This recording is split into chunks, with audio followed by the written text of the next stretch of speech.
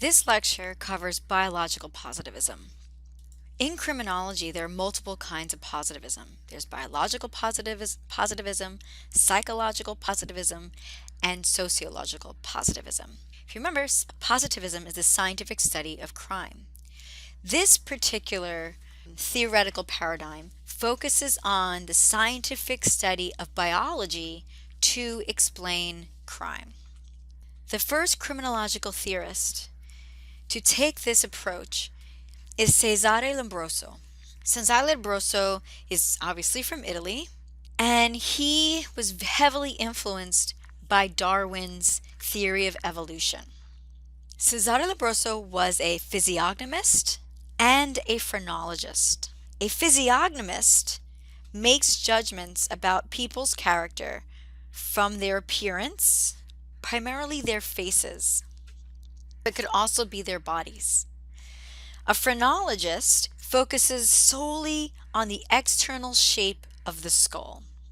So Lombroso applied phrenology and physiognomy to study criminal behavior.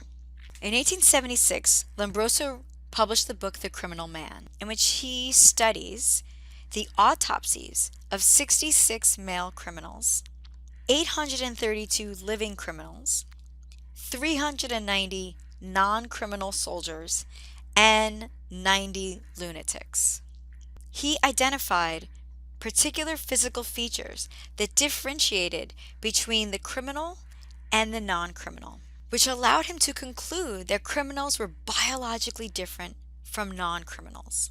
The characteristics that he identified were deviations in head size, large jaws and cheekbones, ears that protrude out of the head, fleshy lips, abnormal teeth, long arms, very large bodies, and a median occipital fossa. So if you would entertain me for a moment and you would feel your skull, if you can feel a distinct depression in your skull, then you have one of those characteristics that criminals have. You have the median occipital fossa. Lombroso described these traits as atavistic traits. Atavistic is an evolutionary throwback. It is a primitive individual. He claimed that criminals were in a primitive, savage state.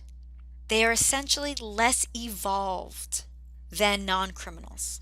And because they are less evolved, it compels them to commit crime. So he describes how these individuals are born criminals. There are many issues with Lombroso's study. First, he was accused of being racist. The traits that he identified were very specific to particular groups of people. Even in Italy, there was a significant difference between the northern Italians and the southern Italians. The physical features of southern Italian best represented the characteristics that he described versus that of the northern Italians. Secondly, Darwin never argued a range of human biological evolution.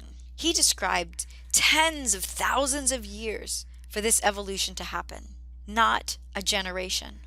So other studies have been done testing Lombroso's theory. Remember, this is the empirical evidence portion.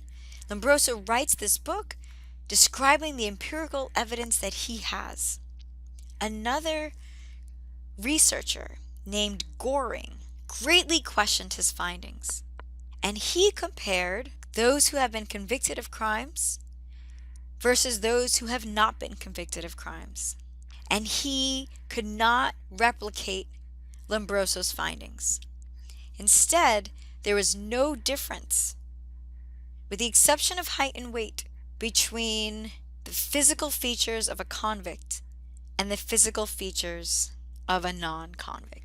Nonetheless, biological positivists continue to emerge in criminology. The next one is Sheldon. Sheldon is a physiognomist. Do you remember what that is? So Sheldon's famous work is on somatotypes. He argued that body types have a high degree of correspondence between physical appearance and temperament of the individual. So one's physical appearance corresponds to their temperament. So he classified body types or human physiques into three separate categories. You have the endomorph, who is almost like your Santa Claus. He's soft, he's round, he's got short tapered limbs. The endomorph has a viscerotonic temperament. They are motivated by the gut, primarily a comfortable, soft person. Then you have your mesomorphs. Your mesomorphs have very heavy chest, large wrists and hands, a large trunk. They are very muscular. The mesomorphs have somatonic temperaments. They are active, assertive, aggressive. And finally, you have ectomorphs. Your ectomorphs are lean, fragile. They have small faces, a sharp nose, fine hair. They tend to be very thin. An ectomorph has cerebrotonic temperament. They tend to be introverted. They appear chronically fatigued. They are very sensitive to distractions. So Sheldon tested his theory. He went to a rehabilitation home for boys in which he studied boys' physiognomy from 1939 to 1949 in Boston. And he measured all the boys' physical features to see on a scale of 1 to 7 if you have a lot of endomorphs, mesomorphs, or ectomorphs.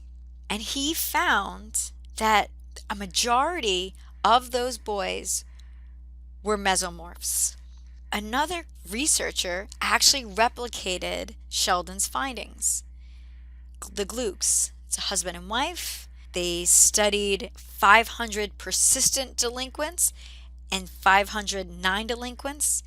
They found that 60.1% of the persistent delinquents were mesomorphs, while only 30.7% of the non-delinquents were mesomorphs. Therefore, mesomorphs are much more likely to be involved in crime. Now, there are significant criticisms of Sheldon's theory. First is adolescence. They're looking at boys. During adolescence, boys' bodies are rapidly changing. They begin to look more like mesomorphs and less like ectomorphs or even endomorphs. Sheldon primarily studied those who were institutionalized, and both the Glukes and Sheldon solely based their conclusions on visual assessments. Finally, their conclusion is spurious. They neglected another significant factor, this confounding factor.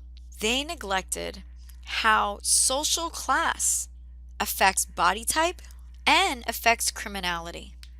I'm sure you know it is much cheaper to eat unhealthily than it is to eat healthy.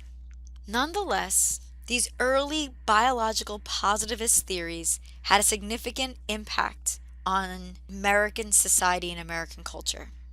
Think about how we portray the bad versus the good in movies, on television. The bad tend to have more mesomorphic features.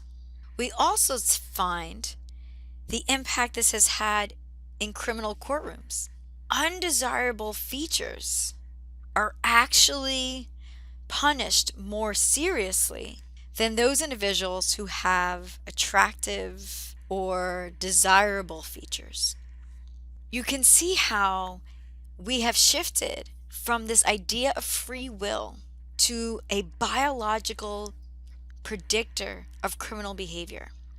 We went from the classical school, in which we describe how individuals freely choose to commit crime by weighing the benefits and the costs, to an individual's physical or biological features predicting criminal behavior.